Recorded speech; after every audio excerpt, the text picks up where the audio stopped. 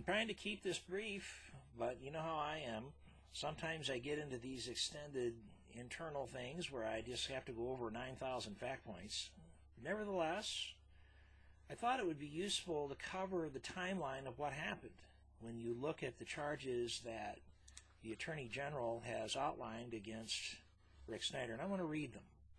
And I want to read them to you up front because I want you to consider them while I read to you the timeline of events of what happened. Okay? And this is not a complete timeline, but it is a timeline that is important. And so let me read the bill of indictment against Rick Snyder. And first count is willful neglect of duty. As governor of the state of Michigan, a public officer did willfully neglect his mandatory legal duty under Article 5, Section 8 and 10 of the Michigan Constitution by failing to inquire into the performance, condition, and administration of the public offices and officers that he appointed and was required to supervise. Contrary to MCL 750-478, misdemeanor, 1 year, fine of $1,000. Think about that when I read the timeline, because she says failing to inquire into the performance, condition, and administration of the public offices and officers that he appointed and was required to supervise. That's count one. Keep that in mind because you're going to see why that's not quite fair when I read you the timeline. Reading the second count, willful neglect of duty. As governor of the state of Michigan, a public officer did willfully neglect his mandatory, use the word mandatory there, legal duty to protect the citizens of the state of Michigan against disaster and or emergency under Public Act 390 of 1976, the Emergency Management Act, by failing to declare a state of emergency and or disaster when the governor had notice of a threat of disaster and or emergency in the city of Flint. Contrary to MCL 750-478, misdemeanor, 1 year or $1,000 fine. Now, what do you mean by notice? Because we're going to cover that when we talk about states of emergency, and you're going to see that maybe that's not quite accurate. And you'll see how the timeline may not have been a fair, because it is a fact that Governor Snyder did in fact declare a state of emergency. We're going to get into that. So let's go over the timeline. It is April 2014, I believe the date was the 25th, that Flint started to draw water from the Flint River and to serve the people of Flint. Residents also expressed concerns over time about the water's quality. Okay? January 2015, Detroit offered to reconnect Flint to its water system, but Flint leaders insisted that the water is safe. Okay? September 24th, 2015, a group of doctors had expressed concerns about rising levels of lead in the blood of children. 5 days later, Snyder decided to take action. And that's where everything begins, that he begins to deal with the problems in Flint. But these are tests that are measurable. Now, when we're talking about Legionnaire's disease outbreaks, there are a lot of sources that can originate. Stagnant water, you could get it from a lake source, you could get it from a river, you could get it from appliances that aren't properly cleaned. There are a lot of sources where that can occur. But it can also be a sign that municipal water systems aren't being properly treated. And that appears to be the case in Flint, as there was a Legionnaire's outbreak. But there was also a Legionnaire's outbreak under Governor Whitmer, and we're going to get into that in a little more detail. So, 5 days after, the group of doctors talked about elevated levels of lead in people's blood. That's something you can measure in water, right? Okay, but that's something that Governor Snyder started to do. He started to want to do testing for lead in Flint. And he started to take these actions after 5 days. They acknowledged the problem, and they began to want to test the water, and then they wanted to get water filters for the people of Flint, and then ultimately bottled water. This is all happening over time. On October 16th, another Snyder action that he had wanted done, Flint was able to successfully switch back to Detroit water. So October 16th, 2015, and this is not long after the doctors come forward about higher lead levels in the blood of children. One of the actions the governor wanted to take was what? Test the water in Flint for lead.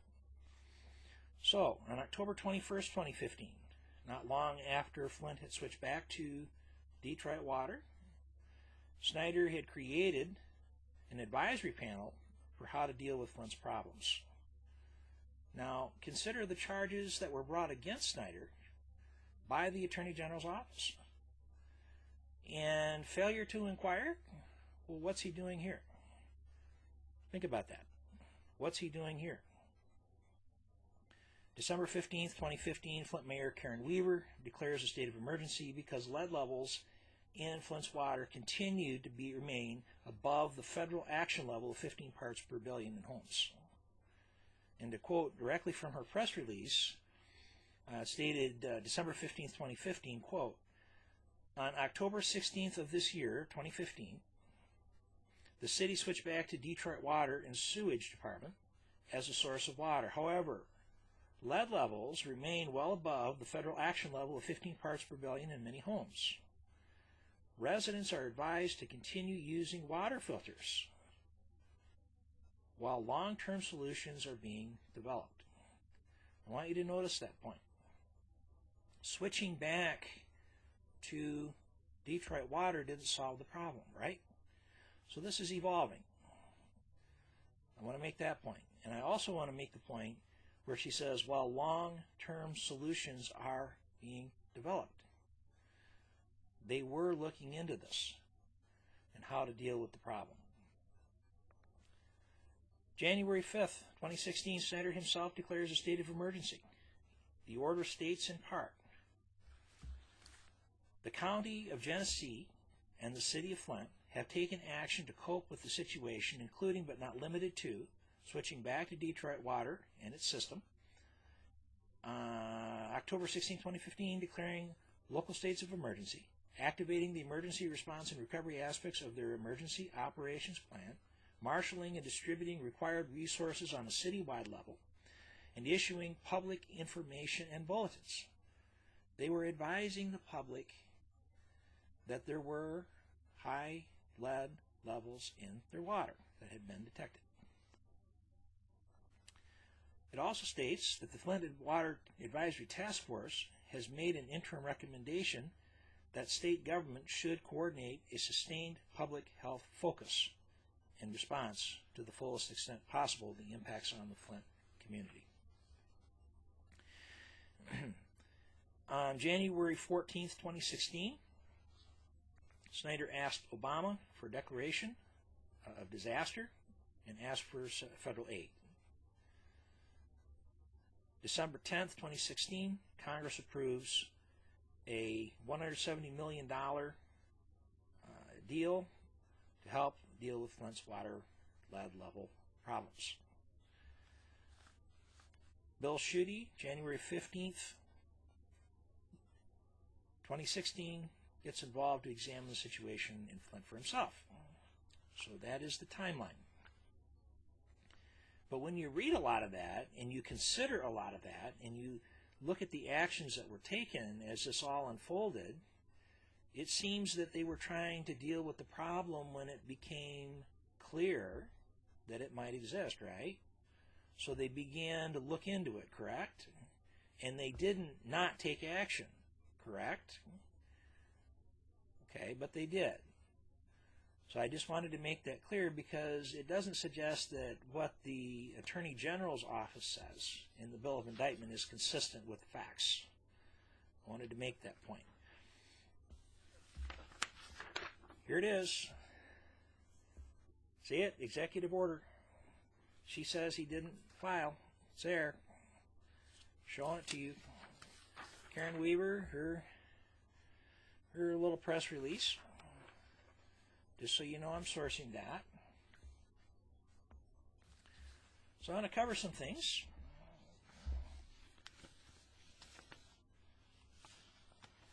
got a fact sheet here we're going to cover, which is apparently not in front of me at the moment. Amazing how things disappear, huh? I got a questions for the Attorney General. Yeah.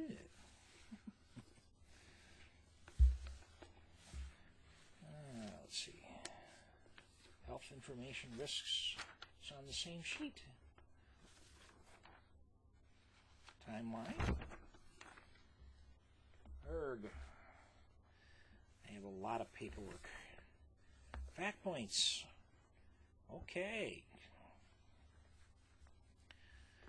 So declaring a state of emergency wouldn't have changed how the state responded to the situation, and I wanted to make that very clear.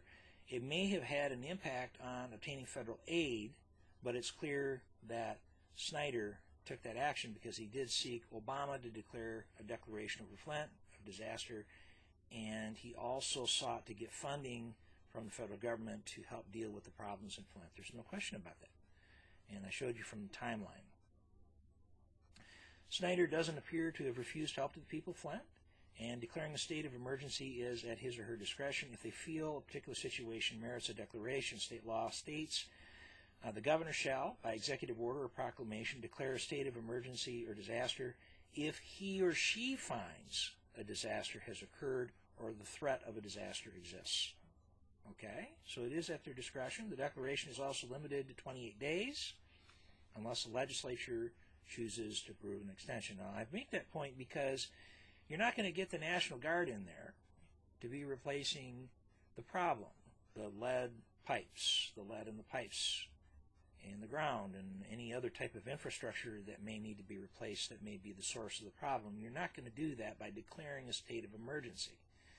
And they had other mitigation measures.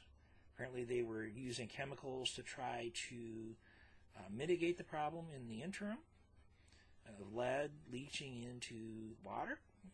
They were doing things like issuing advisory notices, giving people water filters, giving bottled water to people. But they can do all of this without declaring a state of emergency. Okay? So I make that point because there's a lot you have to go through in order to resolve the problem. You're going to have to do studies to identify where the problems exist and to identify what you might need to replace. Then you got to order materials, and this process can take a course of years. It's not something you're going to be able to do by calling up the National Guard and digging up streets. It doesn't happen like that. So declaring a state of emergency would not have immediately solved the problem in Flint, and they had taken action that they felt at least they could do in the interim until they could solve the larger problem. And you'll notice again in Karen Weaver's statement, she even says that herself. So declaring a state of emergency will not replace pipes in the ground where problems exist in the near term. Studies have to be conducted and action plans developed before any work can start. Okay? You can't just make a phone call and get new pipes to replace old ones. It takes time, so that's why you can't just call up the National Guard and replace pipes. There are other ways to address problems and than just declaring a state of emergency. And I've outlined a lot of that, and it's clear that the state, Snyder, and Flint took such actions, and I've outlined that. So issuing advisories about water problems, switching back to Detroit water, trying to see if the problems could be resolved chemically, and they did try to use water filters and bring in bottled water until the larger problem could be solved. I want you to keep this point in mind because Michigan's statute of limitations on misdemeanors is 6 years, and the date Flint made the switch from Detroit water to the Flint River was on April 25th of 2014. Okay, and the date of the offense is actually listed in the grand jury indictment, a one-man grand jury, by the way, one-person grand jury, is actually dated from the date that they made the switch to the Flint River from Detroit water, which was April 25th, 2014, to the last day of Snyder's term, which is 12/31/2018, and that's the date of offense. So it's actually a duration. And during this time, all the actions she says he didn't take, he actually took during the date of offense. So I just wanted to raise that point because there's some question if the Attorney General's team extended the duration to get around the statute of limitations. And I'm going to get into that in a little more detail when I start raising the questions that I would like to ask the Attorney General. So Snyder clearly performed an inquiry into state government to see what happened. It resulted in a trove of documents being released to the public, and he appointed an advisory panel to look into how to deal with Flint's water problems on October 21st, 2015. This clearly isn't willful neglect or failure to inquire within the office. And the fact still remains he started to take action within 5 days of a group of doctors expressing concerns about children having elevated levels of lead in their blood. Can't get around that, Miss Nessel. Can't get around that, Miss Worthy. Can't get around that, Miss Hammoud. Just letting you know, the fact remains, contrary to the assertions of the grand jury indictment, that Rick Snyder did in fact declare a state of emergency on January 5th, 2016, even if the grand jury indictment says he had a mandatory legal duty to declare one, the fact can't be ignored that he clearly did, and this is contrary to the assertions laid out in the grand jury indictment. So I wanted to make that point. But for a little background on this, I think it's important for me to read something to you from this panel, the Flint Water Advisory Task Force that was appointed by Snyder. They make the point that the governor's knowledge and that of the governor's office staff of various aspects of the Flint water crisis was compromised by the information, much of it wrong, provided by MDEQ and MDHHS. Now you have to keep that in mind about what the governor knew, and it's fair to point that out. It says the governor's office continued to rely on incorrect information provided by these departments despite mounting evidence from outside experts and months of citizen complaints throughout the Flint water crisis. And by the way, there have been months of citizen complaints in Benton Harbor and Hamtramck. We're going to delve into that a little bit more later. Only changing course in early October 2015 when MDEQ and MDHHS finally acknowledged the extent of the problem of lead in the public water supply. Now again, October of 2015, but remember, in January of 2015, the same thing was happening in Flint. Remember? Because that's the time Detroit Water wanted to come back and source Flint again. But local officials said, well, we don't acknowledge a problem, right? So Detroit offers to come back in and reconnect their water. And Flint says, well, okay, maybe not. Our water's fine. So even they were in denial at that point. So to say that because Governor Snyder was in a similar state of mind until these doctors came forward, that he's somehow neglecting his duty, I want you to think about that. Because things evolve. Events evolve. What you learn evolves as events unfold. But Snyder clearly took action when something measurable was shown, right? And he did want to test the water. No question about that. These are facts. You can't get around them. So, I wanted to cover a few things that were brought out because we had concerns about Legionnaire's disease coming up in Flint. Well, guess what?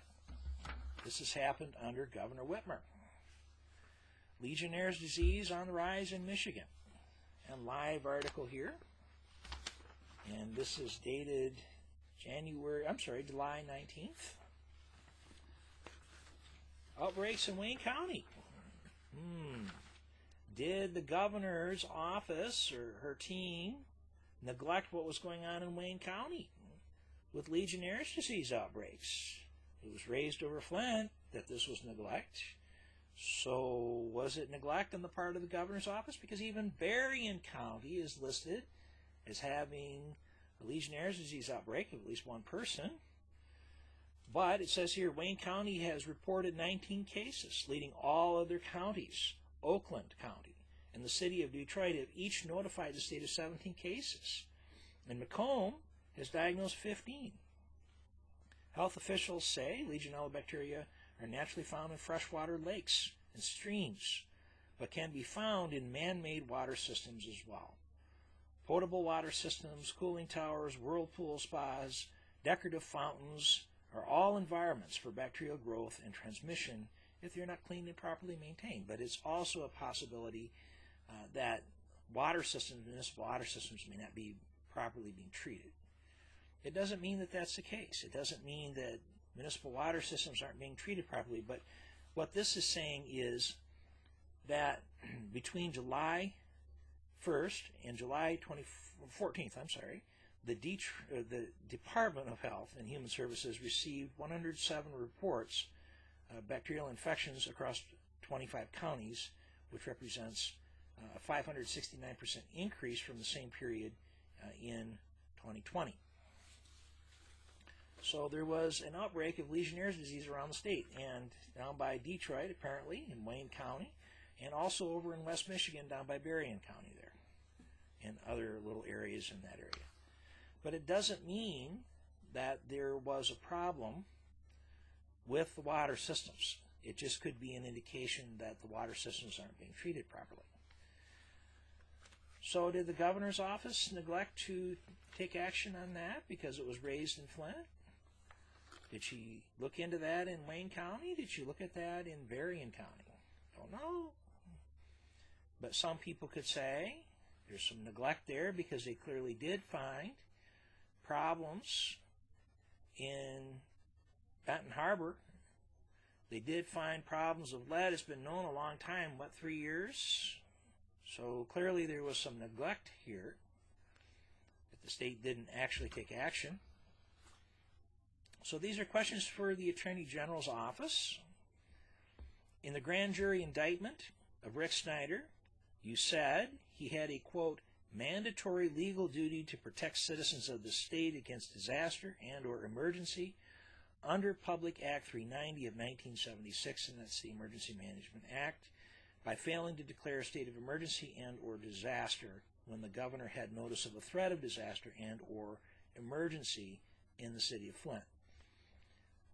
Now, again, remember that Snyder took action within 3 weeks on declaring a state of emergency just after Miss Weaver, who was the mayor at the time, had made such a declaration. So what I'm saying here is that she's saying he didn't declare a state of emergency. Clearly he did. So does this apply to the Governor Whitmer administration for failure to declare a state of emergency over Benton Harbor or Hamtramck, even though it has been shown they have toxic levels of lead in their water? And she also failed to declare a state of emergency, even to this day.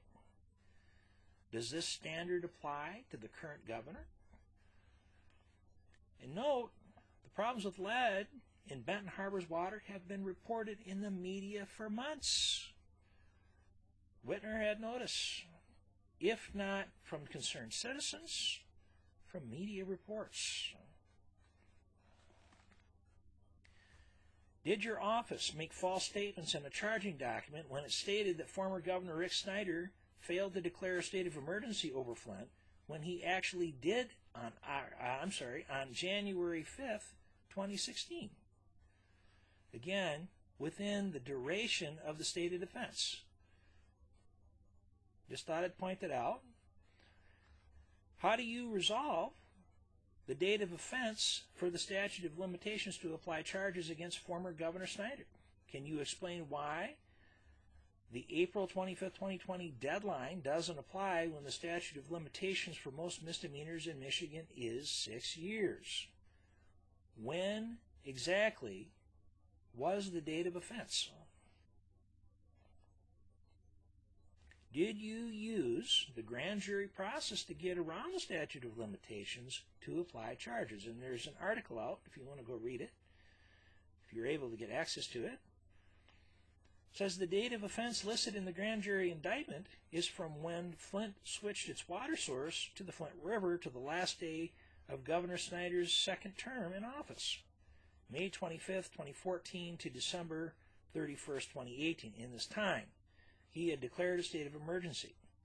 Why didn't you use a time frame where he hadn't declared a state of emergency over Flint? I thought I'd raise that question. Did you use grand jury secrecy laws to conceal prosecutor misconduct? And I want to make very clear, I'm not alleging that there's been prosecutor misconduct. But it's clear from everything stated in the indictment that it's not entirely accurate or true. And again, that's why I read you the timeline. Now, do you understand when your office makes a false statement in a charging document, why some people might interpret your actions as a form of malicious prosecution or a political prosecution, that you're just doing this for political causes? And there's some question if Ms. Nessel's office even mishandled the Flint water investigations, but we have to let that play out and see how it all happens, and we're not going to comment any further on that. So, was willful neglect of duty a misdemeanor ranked among the charges that your office perceived would not be chargeable after April 25th, 2020, according to the statute of limitations deadline expiring? And this is the specter of a conflict of interest in appointing Kim Worthy because she's a prosecutor of Wayne County, and that's because Detroit Water is in Wayne County, but some people feel that appointing her because she's the Wayne County prosecutor might be a conflict of interest, and some people may not hold that view. There's some concerns that whether or not is Ms. Nessel providing timely responses to discovery requests because she had used the grand jury process. Oh no. Are they getting access to the required information that they need? I believe they are, hopefully. But the secrecy of that may have interfered with it, and here's why. I'm going to read to you a statement from former Attorney General Mike Cox. And when you understand the process of the grand jury versus the more traditional means, you can understand what Mr. Cox is saying here, because you can withhold things based on secrecy under grand jury. Okay? Former Attorney General Mike Cox makes a statement. Both the grand jury and the investigative subpoena allow a prosecutor to put people under oath in secrecy while investigating a case. But when investigative subpoenas are used to develop evidence against a defendant, the accused is entitled to a preliminary hearing where prosecutors are obliged to demonstrate probable cause that a crime has been committed before proceeding to trial. That allows both the public and the defendant to see the evidence against them, and allows the defendant's attorney to question witnesses in open court. And in contrast, a grand jury indictment allows the prosecutor much greater opportunity to hide evidence from both the defendant and the public before trial. Okay? So she could have created an indictment without presenting all the evidence available. And for that reason, civil libertarians, this is continuing Mr. Cox's statement, have attacked the grand jury process for decades as a tool that allows deaf prosecutors to indict a ham sandwich without revealing the strengths or weaknesses of their case. So, question, did you attempt to use the grand jury process to conceal information from the public to avoid revealing evidence against Snyder, the strength of your case against Snyder, or to avoid having to defend your actions? It seems on the basis for the reasons Snyder was charged, there is a more compelling case against Governor Whitmer. She hasn't declared a state of emergency. Did her MDHHS director avoid evidence of Legionnaire's disease in Berrien County, maybe even Wayne County? Did she seek Joe Biden to declare a state of disaster over Benton Harbor or Hamtramck? How many years did her office avoid taking action in Benton Harbor despite mass complaints within the community over their water quality? all relevant. If the Nessel standard to charge a public official is the new norm, there isn't sufficient evidence to support her charges against Rick Snyder. However, judging Whitmer on the basis of the same standard, she's possibly very guilty on both counts over events unfolding in both Benton Harbor and Hamtramck. Now, I personally feel that possibly a number of people who have been charged in connection with the Flint water investigations probably shouldn't be charged. And here's the reason. It's because I wouldn't want to hold people to the impossible standard. Okay? I would want to be carefully deliberate on what facts I use and what reasons I use to charge somebody with something. And because the Legionnaires' outbreak had occurred is not a good enough reason to say that they neglected their duty. I don't believe it is. Or to charge someone with a felony, by the way. I do not believe it is. Now, if they find lead levels in children's blood, again, you have to go back to sourcing and when they became aware of that sourcing, because you might find it in something like paint in a house that a child ate. So you actually have to go back and actually test the water sources to make sure that that is the source of contamination. So really, as far as I'm concerned, MDHHS probably might not have known this was an issue until they began to do more water quality testing. And in fact, did the water quality testing exist to show prior that they knew this was a problem and should have been addressed? But it's clear from reading what I've read to you that this was not made clear to the governor. Is that true? So there's some question whether or not Dana Nessel's office may have used the grand jury process to get around the statute of limitations. I can't represent that as a fact, but I would like to hear her explanation of that. And I'm not going to go any further, but questions are being raised about it. For example, why didn't she use a duration of time where what she alleges in the indictment would have been true? Instead, she uses a duration over the whole time where those actions actually did occur, where they actually took the actions she says didn't happen. Okay? There's an issue there. I don't want to go any further today, but decide for yourself.